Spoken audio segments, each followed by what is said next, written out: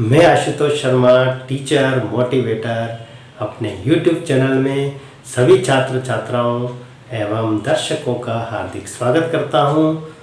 दोस्तों, आज हम कक्षा 11वीं राजनीति विज्ञान के प्रथम अध्याय संविधान क्यों और कैसे का अध्ययन इस चैनल के माध्यम से करेंगे।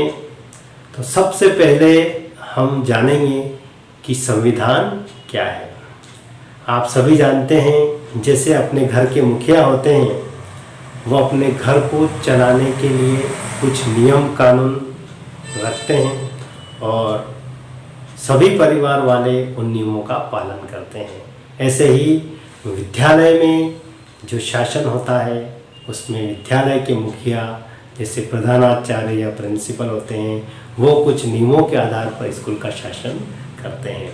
ठीक उसी प्रकार से किसी देश को चलाने के लिए संविधान की आवश्यकता होती है और विश्व में अनेकों देश हैं, उन सभी देशों का अलग अलग संविधान है।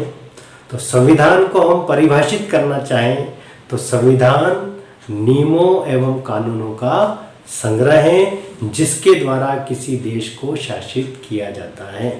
तो संक्षेप में हम कह सकते हैं कि किसी देश के संचालन के लिए बने नियम या कानून ही उस देश का संविधान है। अब दूसरा प्रश्न ये कि भारत का संविधान कैसे बना। तो भारत का संविधान बनने से पहले संविधान सभा की पहली बैठक 1946 दिसंबर में आयोजित हुई थी, जिसकी अध्यक्षता डॉक्टर राजेंद्र प्रसाद ने की थी। ये डॉक्टर राजेंद्र प्रसाद जी हमारे देश के प्रथम राष्ट्रपति भी रह चुके हैं तथा इस संविधान सभा की प्रारूपिक समिति के अध्यक्ष डॉक्टर भीमराव अंबेडकर थे तथा यह संविधान बनने में 2 वर्ष 11 माह और 18 दिन का समय लगा। तो संविधान सभा के द्वारा 26 नवंबर 1949 में संविधान पारित हुआ और यह पारित होने के दिन को हम संविधान दिवस के रूप में मनाते हैं, अर्थात 26 नवंबर को हम संविधान दिवस के रूप में मनाते हैं। और यह संविधान 26 जनवरी 1950 को लागू हुआ, जिस दिन हम गणतंत्र दिवस मनाते हैं।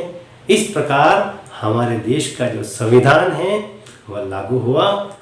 तीसरा महत्वपूर्ण प्रश्न कि संविधान की आखिर आवश्यकता क्यों पड़ी। ये प्रश्न परीक्षा में भी आता है कि संविधान की आवश्यकता क्यों पड़ी। तो सबसे पहली बात तो यह है कि हम सामाजिक प्राणी हैं, समाज में रहते हैं और इसमें कई प्रकार के समुदाय हैं, कई जातियां हैं।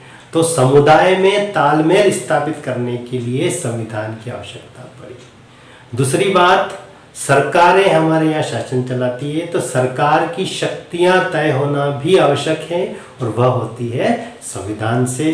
तो सरकार की शक्तियां सीमित करने के लिए संविधान की आवश्यकता पड़ी। फिर न्याय व्यवस्था के लिए संविधान की आवश्यकता पड़ी।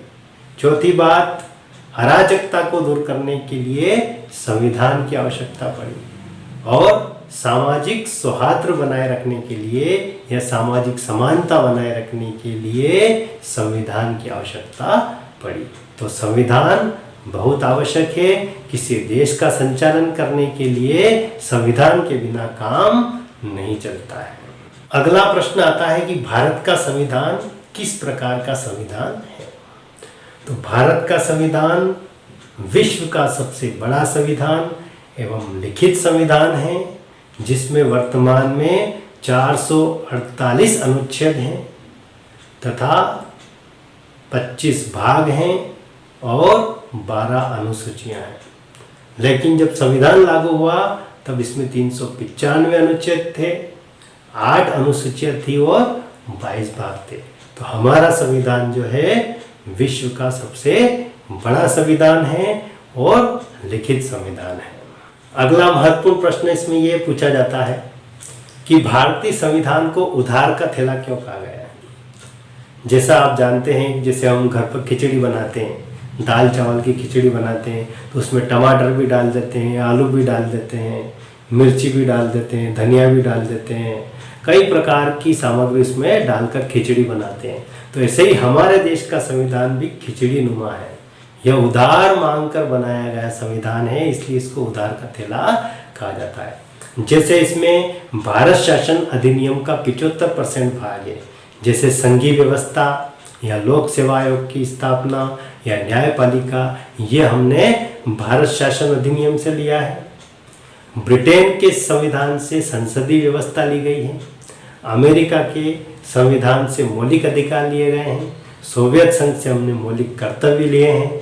आयरलैंड के संविधान से हमने नीति निर्देशक तत्व लिए हैं। तो ऐसे कई प्रकार के या कई देशों के संविधान से मिलकर हमारे देश का संविधान बना है, इसलिए इसे उधार का थैला कहा जाता है। आज के लिए इतना ही काफ़ी है। अगले वीडियो में फिर मिलते हैं। यदि आपको मेरा ये वीडियो पसंद आया हो तो इसे लाइक, कमेंट, शेयर करें, और यदि आप इस चैनल पर नए हैं तो सब्सक्राइब जरूर करिए। मिलते हैं अगले वीडियो में। नमस्कार, धन्यवाद।